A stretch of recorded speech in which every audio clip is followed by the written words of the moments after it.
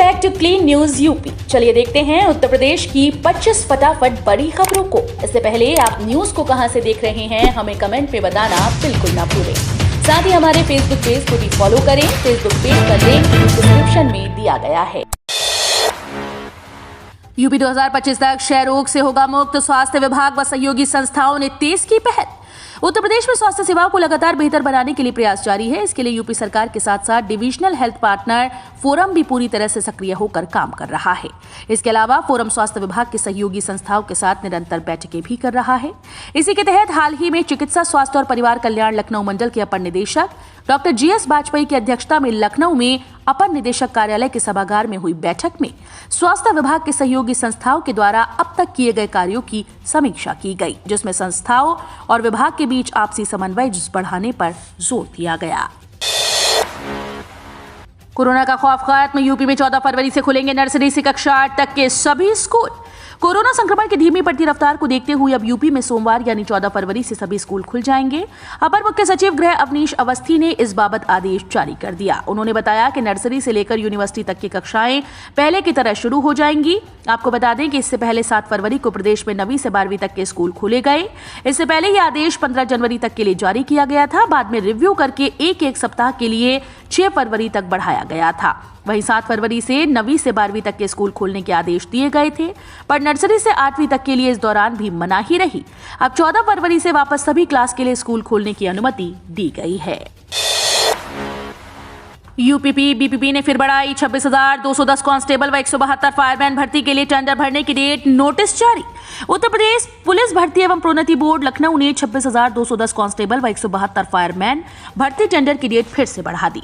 अब संबंधित agency UP police के करीब 26,000 कांस्टेबल भर्ती परीक्षाओं की जिम्मेदारी देने के लिए 18/2/2022 तक टेंडर भर सकते हैं। इससे पहले यूपी पुलिस भर्ती बोर्ड ने यूपी पुलिस की प्रस्तावित भर्ती की परीक्षा आयोजित कराने के लिए एजेंसीज को 10 फरवरी तक टेंडर भरने के आदेश दिए थे। लखनऊ के इन इलाकों में नहीं पड़ सकी पाइपलाइन। बड़ी आबादी के सामने शुद्ध पानी का संकट। राजधानी लखनऊ में सियासतदानों के तमाम दावों के बावजूद आज भी 1/4 जनता को नल का शुद्ध पानी मुहैया नहीं। करीब 27 आबादी इस समस्या से जूझ रही है, जबकि हर चुनाव में सड़क, पानी, सफाई के मुद्दों पर नेताओं ने इन इलाकों से वोट भी बटोरे हैं। नौबत यह है कि इन क्षेत्रों में जलकल विभाग की पाइपलाइन ही नहीं पड़ पाई, न नलकूप लगे और न ही वाटर वर्क्स बना है। इसकी वजह से यहां पेयजल का भीषण संकट रहता है। जलकल विभाग ने 2025 तक शहर के हर घर तक पानी पहुंचाने की योजना बनाई है। राजधानी की बड़ी आबादी को पेयजल संकट का सामना करना पड़ता है। खासकर गर्मी के दिनों में जबरदस्त संकट होता है। लखनऊ से वाराणसी पवन हंस बस सेवा कल रात से हुई शुरू। यात्रियों की मांग पर परिवहन निगम प्रशासन ने लखनऊ से वाराणसी के बीच शनिवार की रात से रोजाना AC पवन हंस सेवा शुरू की। ये बस आलमबाग बस टर्मिनल से रोजाना वाराणसी वाया सुल्तानपुर होकर आवागमन करेगी। वोल्वो पवन हंस सेवा रात 11:15 पर चलकर सुबह 6 बजे वाराणसी पहुंचेगी। वापसी में वाराणसी से सुबह 11:30 बजे चलकर शाम 6 बजे लखनऊ आलमबाग बस टर्मिनल आएगी। आलमबाग बस टर्मिनल के ARM DK गर्ग ने बताया कि लखनऊ से वाराणसी के बीच 315 किलोमीटर की दूरी के लिए यात्रियों को 797 रुपए किराया देना होगा। लखनऊ के क्वीन मैरी में मरीजों को मिलेगी सस्ती दवाएं। इस योजना का मिलेगा लाभ। लखनऊ के KGMU के स्त्री एवं प्रसूति रोग विभाग में महिला मरीजों को सस्ती दर पर दवाएं मिलेंगी। इसके लिए अस्पताल में HRF योजना का मेडिकल स्टोर खुलेगा। इसमें 60 से 80% कम कीमत पर मरीजों को दवा मिलेगी। क्वीन मैरी की OPD में रोजाना 300 से 500 मरीज OPD में आ रहे हैं। वहीं विभाग के ज्यादातर बेड भरे रहते हैं। विभाग में मरीजों को सस्ती दर पर दवाएं उपलब्ध कराने के लिए मेडिकल स्टोर हैं, पर उसमें मरीजों को पूरी दवाएं नहीं मिल पा रही। यदि किसी मरीज को 5 तरह की दवाएं डॉक्टर ने लिखी हैं, तो बामुश्किल 2 तरह की दवाएं ही मिल पा रही हैं। 1 जनवरी से HRF का मेडिकल स्टोर खोले जाने की योजना थी।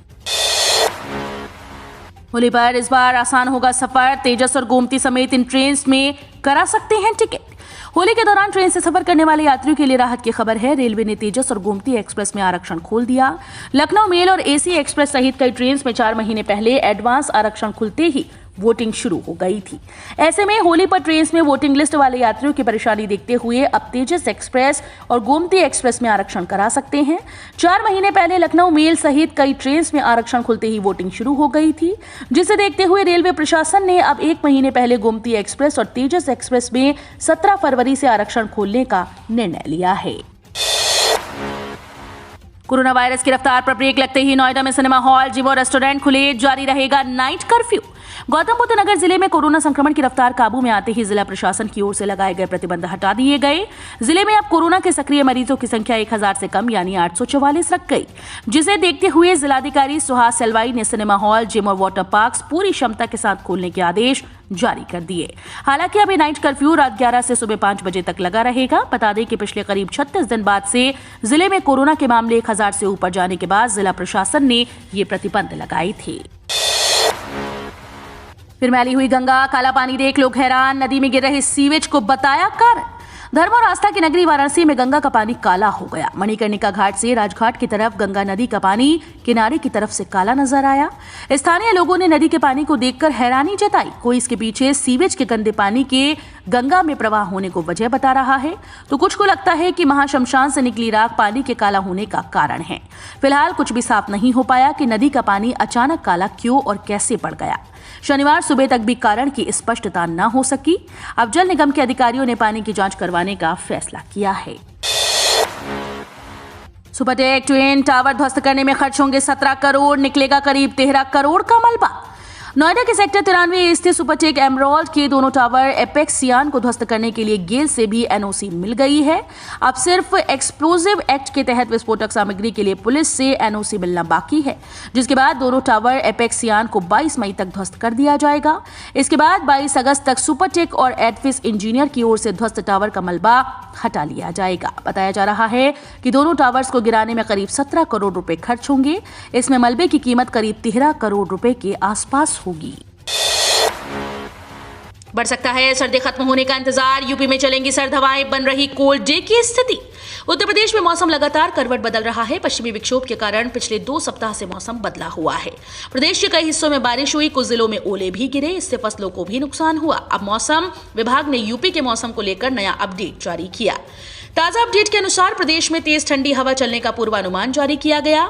एक बार फिर से तापमान में गिरावट दर्ज की गई, इससे कोल्ड डे की स्थिति बन सकती है। यूपी के मैदानी इलाकों का तापमान सामान्य से कम रहने की संभावना जताई गई है। साथ ही कुछ इलाकों में घना कोहरा छाए रहने की भी संभावना जताई गई। सरसों के तेल में 40 रुपए की तगड़ी गिरावट। उत्तर प्रदेश के तेल तिलहन बाजार में पिछले कई दिनों से सरसों के तेल के औसतन भाव में उतार चढ़ाव के बाद बड़ी गिरावट दर्ज की गई। कल यानी 12 फरवरी को सरसों के तेल के औसतन भाव में पूरे 40 रुपए की गिरावट के साथ 160 रुपए प्रति लीटर पर खुला, जबकि इसके एक पिछले दिनों यूपी में तेल का औसतन भाव 170 रुपए प्रति लीटर तक पहुंच गया था। बता दें कि पिछले कुछ दिनों से सरसों के तेल के भाव 165 रुपए प्रति लीटर से अधिक देखने को मिल रहे थे, लेकिन अब 160 रुपए पर पहुंच गए हैं। बाजार विशेषज्ञों का मानना है कि आगामी कुछ दिनों से सरसों के तेल तेजी से नीचे आएगा। औरैया में मायावती ने सपा और भाजपा को घेरा, कहा पुरानी पेंशन बहाल करेंगे। चुनावी जनसभा को संबोधित करते हुए मायावती ने कहा कि बसपा सरकार बनी तो कर्मचारियों की समस्याएं हल करने को आयोग गठित होगा, उनकी सारी मांगे मान ली जाएंगी। भाजपा जातिवादी पूंजीवादी पार्टी, यूपी में अपराध बढ़े हैं, दलितों पिछड़ों को आरक्षण का लाभ नहीं मिल पा रहा, नौकरियों में कोटा पूरा नहीं किया गया, पक्षपात है, मुस्लिम व ब्राह्मण उपेक्षित महसूस कर रहे हैं, गलत आर्थिक नीतियों के चलते गरीबी, बेरोजगारी व महंगाई बढ़ी है। उत्तराखंड में मुस्लिम university, UP CM Yogi Adityanath Congress पर बरसे, कहा लावारिस पार्टी। उत्तर प्रदेश के मुख्यमंत्री योगी आदित्यनाथ ने कांग्रेस पर जमकर प्रहार करते हुए कहा कि देवभूमि में कांग्रेस मुस्लिम यूनिवर्सिटी बनाने की बात कर रही है, जो बहुत ही निंदनीय है। कांग्रेस को एक लावारिस पार्टी बताते हुए योगी ने कहा कि कांग्रेस तुष्टीकरण की राजनीति करती है। विश्व भर में विख्यात 4 धाम जैसे राज्य में इस तरह की बातें करना सही नहीं होगा, बल्कि कांग्रेस को बद्रीनाथ, केदारनाथ सहित 4 धाम सर्किट को विकसित करने की बात करनी चाहिए। विधानसभा चुनाव 2022 के प्रचार के अंतिम दिन उत्तराखंड के नई टिहरी विधानसभा क्षेत्र में पहुंचकर चुनावी रैली को संबोधित करते हुए यूपी सीएम योगी आदित्यनाथ ने कहा कि कांग्रेस को कभी भी हिंदू होने की अनुभूति नहीं हुई। परिवार का परिवार के लिए और परिवार द्वारा शासन, इत्र नगरी से पीएम मोदी ने बताया विपक्ष का मंत्र। 14 फरवरी को होने वाले दूसरे चरण के चुनाव को लेकर जनता को संबोधित करने पीएम मोदी ने विपक्ष पर जमकर निशाना साधा। इत्र नगरी पहुंचे पीएम मोदी ने यहां विपक्ष का मंत्र भी बताया। सपा पर हमलावर हुए पीएम मोदी बोले, लोकतंत्र की व्याख्या करते हुए कहा जाता है कि जनता का जनता के लिए और जनता के द्वारा शासन। हमारे देश की घोर परिवारवादी पार्टी ने लोकतंत्र की भावना को ही बदल दिया। परिवार का परिवार के लिए, परिवार के द्वारा शासन, यही सपा का असली मंत्र है। पीएम मोदी ने इस दौरान कन्नौज में पड़े छापे की भी याद दिलाई। इत्र व्यापारी के घर पड़े आयकर और जीएसटी छापे को सपा से जोड़ते हुए अखिलेश पर जमकर हमला बोला। आरोग्य सेतु ऐप से बनेगा आयुष्मान भारत कार्ड, पूरे परिवार का फ्री इलाज। कोरोना के दौरान शुरू किए गए आरोग्य सेतु अब जनता के लिए और भी ज्यादा फायदेमंद होने जा रहा है, जिससे लोगों को अब आरोग्य सेतु ऐप के जरिए ही आयुष्मान भारत का आईडी कार्ड बनवा सकते हैं। इससे आप अपने सभी मेडिकल रिकॉर्ड को सुरक्षित रख सकते हैं। ये रिकॉर्ड्स आप डॉक्टर्स या प्रोफेशनल्स वहां से सीधे शेयर भी कर सकते हैं। भारत में आयुष्मान भारत कार्ड बनवाना पहले से ज्यादा आसान हो गया। इसमें सिर्फ आरोग्य सेतु ऐप को इंस्टॉल करना होगा। आयुष्मान भारत प्रधानमंत्री जन आरोग्य योजना की नोडल एजेंसी और राष्ट्रीय स्वास्थ्य प्राधिकरण ने दोनों ने इसका सामूहिक का ऐलान कर दिया है। खुशखबरी, 14 फरवरी से रेलवे शुरू करने जा रहा ये बड़ी सुविधा, यात्रियों को मिलेगा फायदा। ट्रेन से सफर करने वाले यात्रियों के लिए अच्छी खबर है। कोरोना काल में रेलवे ने कई सेवाओं को बंद कर दिया था, लेकिन अब कोरोना का असर कम होने के बाद रेलवे ने पुरानी सेवाओं को फिर से बहाल करना शुरू कर दिया। कोरोना लॉकडाउन प्रतिबंधों में ढील के साथ ही IRCTC ने ट्रेन में पके हुए खाना देने की सुविधा को पूरी तरह से शुरू करने का फैसला लिया। ट्रेन में सफर करने वाले यात्रियों को अब खाने के लिए परेशान नहीं होना पड़ेगा। Indian railway catering and tourism corporation limited ने पहले इसे कुछ ट्रेन में शुरू किया था, लेकिन अब सभी ट्रेन में ये सुविधा शुरू कर दी जाएगी। EPFO दे रहा बेरोजगारों को मौका, लाभ पाने के लिए जल्द करें रजिस्ट्रेशन। अगर आप नौकरी की तलाश कर रहे हैं और ये खबर आपके लिए बहुत काम की है, कर्मचारी भविष्य निधि संगठन युवाओं को आत्मनिर्भर भारत रोजगार योजना के तहत आसानी से नौकरी पाने का अवसर दे रहा है। EPFO ने कहा कि रोजगार की तलाश कर रहे युवा के APRI के तहत अपना रजिस्ट्रेशन अब 31 मार्च 2022 तक कर सकते हैं। इस पंजीकरण के जरिए किसी कंपनी में नियुक्त होने वाले कर्मचारियों के PF का भुगतान सरकार करेगी। इतना ही नहीं, कंपनी की ओर से PF में जाने वाली राशि का भुगतान भी सरकार की ओर से किया जाएगा। APRI योजना के तहत सरकार 2 साल तक कर्मचारी और नियोक्ता के हिस्से की योजना भविष्य निधि में करेगी। इससे कंपनीज को भी ज्यादा संख्या में रोजगार देने के लिए प्रोत्साहन मिलेगा। योजना का लाभ नौकरी लगने के बाद से 24 महीनों तक उठाया जा सकता है। SBI ने ग्राहकों को किया हाई अलर्ट, बंद हो सकती है आपकी बैंकिंग सेवा। सार्वजनिक क्षेत्र के देश के सबसे बड़े बैंक भारतीय स्टेट बैंक ने अपने ग्राहकों को अलर्ट किया। बैंक ने अपने अकाउंट होल्डर्स को 31 मार्च 2022 के पहले पैन आधार कार्ड को लिंक करने के लिए नोटिस किया है। बैंक ने कहा कि अगर ग्राहक ऐसा नहीं करते हैं तो उनकी बैंकिंग सेवा ठप हो सकती है। SBI ने इसके लिए ट्वीट भी किया है। SBI ने कहा, हम अपने ग्राहकों को सलाह देते हैं कि वे किसी भी असुविधा से बचने के लिए अपने पैन को आधार से लिंक करें और निर्बाध बैंकिंग सेवा का आनंद लेते रहें। इसके साथ ही बैंक ने कहा कि पैन को आधार से लिंक करना अनिवार्य है। यदि पैन और आधार लिंक नहीं है तो पैन निष्क्रिय हो जाएगा और स्पेसिफाइड ट्रांजैक्शन करने के लिए पैन का इस्तेमाल नहीं किया जा सकता। सुकन्या समृद्धि योजना में हुए 5 बड़े बदलाव, आप पर पड़ेगा सीधा असर। अगर आप भी बेटी के पिता हैं और चाहते हैं कि आपकी लाडली का भविष्य आर्थिक रूप से संपन्न हो, उसे कभी पैसों की दिक्कत ना हो, तो आप भी सरकार के शानदार निवेश शुरू कर सकते हैं। इस खास स्कीम में निवेश किया तो आपकी बेटी 21 साल में ही लखपति बन जाएगी। इस स्कीम में आपको ज्यादा कुछ नहीं करना, बस रोजाना 416 रुपए इस खास योजना के लिए बचाने हैं। ये 416 रुपए योजना की बचत आगे चलकर आपकी बिटिया के लिए 65 लाख रुपए की मोटी रकम बनाएगी। सुकन्या समृद्धि योजना एक ऐसी लंबी अवधि की स्कीम है जिसमें निवेश करके आप अपनी बेटी की पढ़ाई और भविष्य को लेकर निश्चित हो सकते हैं। महिलाओं के बेहद कारगर हैं सुरक्षित मातृत्व योजना, इन बातों का रखें विशेष ख्याल। बहू के गर्भवती होने की खबर पूरे परिवार को खुशियों से सराबोर कर देती है। खुशियों के इन पलों को पूरी गर्भावस्था के दौरान संजोए रखने और जच्चा बच्चा को स्वस्थ और सुरक्षित बनाने के लिए जरूरी है कि परिवार के हर सदस्य गर्भवती की बेहतर देखभाल की समुचित जिम्मेदारी निभाएं। इस बारे में महिलाओं में जागरूकता लाने के लिए समय समय पर अभियान चलाए जाते हैं। इसके तहत गर्भवती और परिवार वालों को स्वास्थ्य विभाग की उन योजनाओं के बारे में जागरूक किया जाता है जिनका लाभ उठाकर वो गर्भावस्था को सामान्य और सुरक्षित बना सकें। संयुक्त निदेशक यूपी मातृत्व स्वास्थ्य विभाग व स्त्री रोग विशेषज्ञ डॉक्टर मंजरी टंडन का कहना है कि गर्भावस्था के 3-4 महीने में प्रशिक्षित चिकित्सक से जांच करानी जरूरी है। ओमिक्रॉन से भी घातक वेरिएंट आएगा सामने, मेडिकल जगत में हलचल। कोरोना की तीसरी लहर लाने वाले ओमिक्रॉन वेरिएंट इस वायरस का आखिरी वेरिएंट नहीं है। इसके अलावा भी अन्य वेरिएंट सामने आ सकते हैं। आने वाले नए वेरिएंट पहले की तुलना में अधिक संक्रामक और जानलेवा साबित हो सकते हैं, ऐसा कहना है डॉक्टर राहुल भार्गव का। डॉक्टर राहुल भार्गव ने बताया कि ओमिक्रॉन जैसे वेरिएंट के ही अब तक 4 म्यूटेशन सामने आ चुके हैं। इस पर नजदीकी निगाह रखी जा रही है। उन्होंने बताया कि कोरोना के मामलों में देखा जा रहा है कि ये किस किस तरह से अपना रूप बदल रहे हैं या आगे बदलने की कोशिश करते हैं।